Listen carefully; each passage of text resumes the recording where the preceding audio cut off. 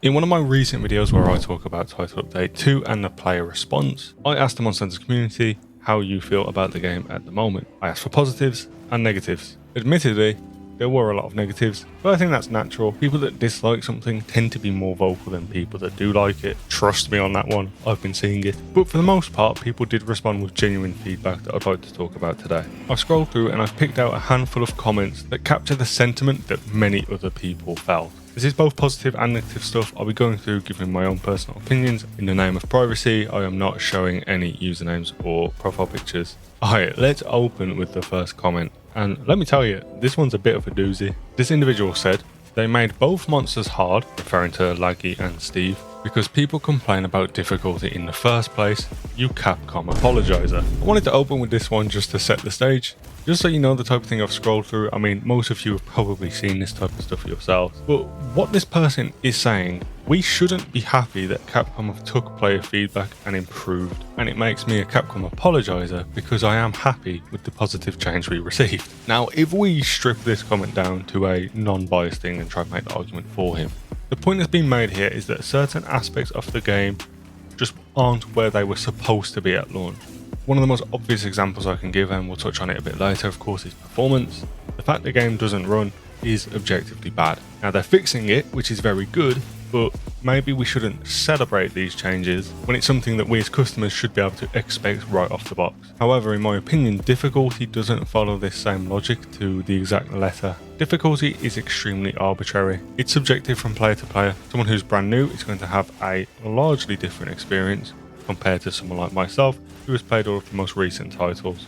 Now, the opinion I held since launch was that, for me personally, yes, the game it was too easy from the start. However, I don't think the game was too easy in the grand scheme of things. What I was disappointed by wasn't the core level of difficulty, but it was the lack of difficult options in the endgame. Sure, the base core experience make that accessible for the high influx of new players. I'm okay with that, so long as you do give the other players an option to make things harder. Now, from my perspective, we're only now sort of getting this added level of optional difficulty for those who want it in Title Update 2. TU1 was the starting point for doing this, adding the 8-star variant, as well as Arc Tempered. But for me, Laggy and Steve, as well as the other 8 stars getting buffed up to the current point they're at, for me this is the starting point with that. And while this person may think I'm a Capcom apologizer for celebrating this positive change, I've seen many other people complain the game is now too difficult, so you just can't win.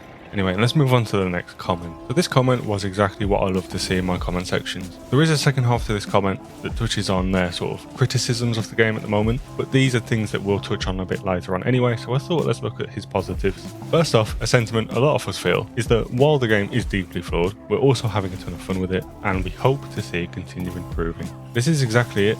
It feels insane to me saying this, but so many people view things in a binary way, such that you're not allowed to enjoy the game because it has flaws. And it's like, no, these two things are not mutually exclusive.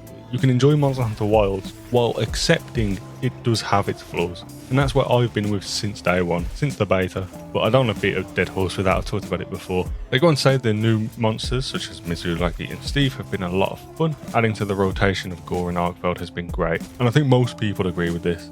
They are very unique fights that adds that level of difficulty we need. And on top of that, as I mentioned a bit earlier on, the new 8 stars being buffed up, those fights are actually fairly challenging.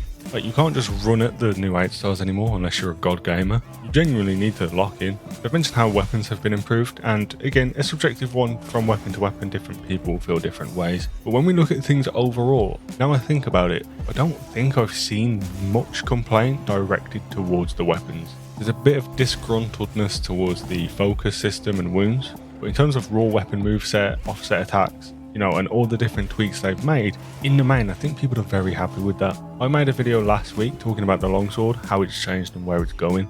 And while it has its pros and cons, absolutely it's fun. This game has done a very good job of mixing combat from World and Rise in my opinion. And that combination gives Wilds a unique feeling, and we've already seen in latest patch how they're continuing to try and perfect these weapons. Main example would be Hammer. That's one I was calling out from the start of being too weak. It didn't get the treatment other weapons got, and it fell behind, but now it's in a much better place, and Hammer Reigns are feeling pretty good about it. So seeing how we're going to continue moving forward and improving, along with how the expansion is going to change things, is all very positive stuff. And the final little add-on was the underwater mechanic feeling shockingly good. Nice pun there. For me, the underwater combat is, well, it gives me mixed feelings. Overall, I love that they put it in the game. It's a great hint to the nostalgia of where Laggy comes from and its origin. Makes the fight unique. It's a great cinematic moment. I personally don't like the gameplay mechanics off that portion of the fight, but the first few times you do it, I will admit it's very, very cool. Personally, I think there needs to be an optional quest for Laggy that doesn't involve that underwater section. Maybe that's just me. Let me know how you feel about it in the comment section down below. Next comment. So this comment touched on the fact that they're very happy with the new Lagoiacris armor that's in the game, and the reason I'm including this in the video is because I wanted to talk more broadly about the new armor in general. Zoshia, Laggy, Steve are three great examples of the game trying to add a level of build variety. Maybe not so much Zoshia, but Laggy and Steve for sure. Those two sets add builds that might not overtake what was the current meta, and yet people still are using them. And the reason why people are using them is because they are fun. They add a unique factor to your hunt. Seregios giving you that new sharpness meter, Laggy giving you that Azure Bolt skill, you know, and then his longsword even playing further into that with the convert thunder resistance to give you even more thunder damage. It's just cool and it's good to see. Finally, for the first time in Wilds, my longsword build is not using Gore Magala. Admittedly, I've been a bit disappointed with AT Ufduna's set, which of course released within the past few days. The longsword players, Ufduna legs are really good, but that's it. Everything else, pretty much garbage. The unique set bonus is also pretty bad as well. If you're a member of the channel, which quick plug, becoming a member supports me and gives you exclusive content. But members, I'm going to give you an exclusive video talking a bit more about my thoughts on AT Ufduna, so look out for that. But yeah, build variety has been my personal main gripe, and it's starting to get addressed. It's not fixed yet, there's still a lot of work to do, but I'm hopeful. With everything else, we're trending in that upwards direction. Of course, I have to bring the comment up. Beating the dead horse, I know. Feel free to skip ahead if you don't want to hear about it. But the performance is just what's let this game down. I was debating skipping talking about this in the video, so I'm going to take it in a slightly different direction. We all know performance has been the root cause of the majority of negativity. What I wanted to discuss is I wonder how the game would have been perceived had the performance been a non-factor. Let's say the game ran well for everyone and it looked great. Would we still be complaining about the same things? Would there be even more to complain about now that that thing is out of the way? Or would we still be calling for the same changes, e.g. difficulty, content, monster variety, etc.? And it's an interesting one to discuss. In modern day gaming on PC, I feel the reception of every single game is pretty heavily based upon the performance. If a game launches with unstable frame rate and a few crashes, it's almost guaranteed to get negative or mixed reviews. And it's very interesting because even 10 years ago, that wouldn't have been the case. 10 years ago, if a game released with poor performance, people would complain about it, of course, but I feel like we had the trust and expectation of developers knowing that it would be fixed. But nowadays, that trust has been lost, and it's fair, it's completely fair. Nowadays, a game will release in poor condition and it doesn't get fixed. A lot of the time these games even get abandoned by devs. In the case of Monster Hunter, I mean, we can see the devs are actively working on it and have improved it, but when we're coming off the back of Dragon's Dogma 2, which used the same game engine, you know, and knowing that game to this day still isn't fixed for many players, it doesn't inspire people with confidence. And I think that's why this issue escalated into what it was. And it's been a very interesting one for me personally. Much like Dragon's Dogma 2, I have never had a performance issue with this game. I get that odd hiccup here and there, but that's the case for every game. I am one of the lucky few ones. I've got a pretty good rig, so by no means am I saying this problem doesn't exist. Trust me, I'm well aware. But when the root cause of many people's complaint is something I don't experience, it becomes very tiring. Like, imagine driving to work every day in your car, which is perfectly fine, and then every single other one of your colleagues complains that they've got no tyre pressure and it's a very bumpy, wobbly ride to work every day. Now, you have the empathy that, you know, that situation sucks, but when you drive to work fine every single day, you know, and you're sat there thinking about, why is no one complaining about, you know, like the manager, the shift patterns, how long we get on our lunch break? But understandably, these people are stuck on the core issue. And it really does suck that Monster Hunter Wilds' reputation has been completely tarnished. No matter what happens in the future DLC, there is always going to be this problem looming over it. And players, especially PC players, don't forget that kind of thing anymore. And it's a shame, because it is truly such a good game. But yeah, fingers crossed we continue seeing those improvements. We have to wait and see. I decided to include this next comment on the basis of a point they touched on with microtransactions. Just to let you know where I stand.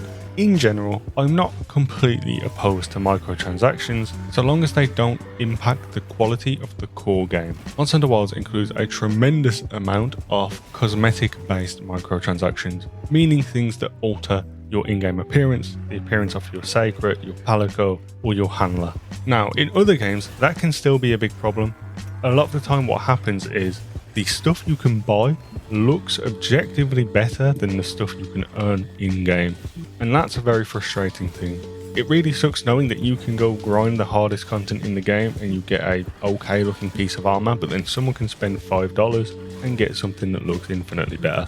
For the most part, Monster Hunter Wilds doesn't suffer from that, because one of the biggest positives of Monster Hunter is the design. The way the weapons, the armor looks that you can obtain naturally, the abundance of event items that you can also acquire.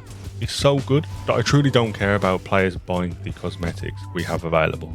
With that being said, knowing you've released a game at a AAA price tag and that is just simply not of the quality it needs to be in terms of performance, I personally think offering the amount of microtransactions they do is very cheeky, and they should probably slow down on doing that. Like, sure, release your emote pack, a couple stickers here and there, but rinsing your player base off of that much before the game is in a good state, I disagree with. Now, we have to bear in mind culture, because if you didn't know, a lot of the Asian player bases actually get very upset if you don't have these things in the game. I know Korea and China especially are really like this, and as far as I'm aware, Japan are too, which of course, Monster Hunter being a Japanese developer game, makes sense that they would cater towards that. I'm not saying it's right or wrong, but you truly do need to consider that the way us as Westerners feel about microtransactions is the polar opposite to how most of Asia feels about them.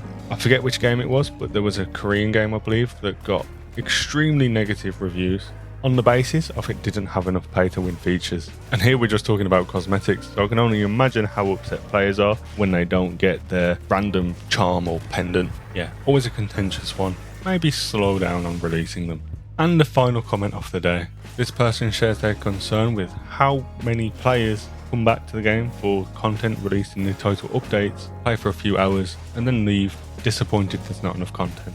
There's two ways you can look at this. The first way to look at it is that the base game you get at the end of the day is a full game, and so anything you get after that is just a positive. Knowing that every few months you can come back to the game and there's brand new stuff to do, farm out, weapons and armor to acquire.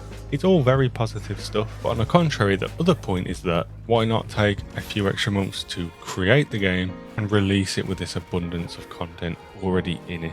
The sentiment of drip feed content is one I've seen a lot on the internet, and I think this is only exacerbated by the fact that we're awaiting many other changes. When the player base is upset there's not enough content, there's no endgame grinding, there's no endgame systems, and then seeing we're going to have to wait like 3 to 6 months before we get those things, naturally it's going to upset a lot of people. And so when Title Update 1 came out and pretty much all it did was give us Zoshia and Mizu, it's understandable that people are going to walk away from that not satisfied.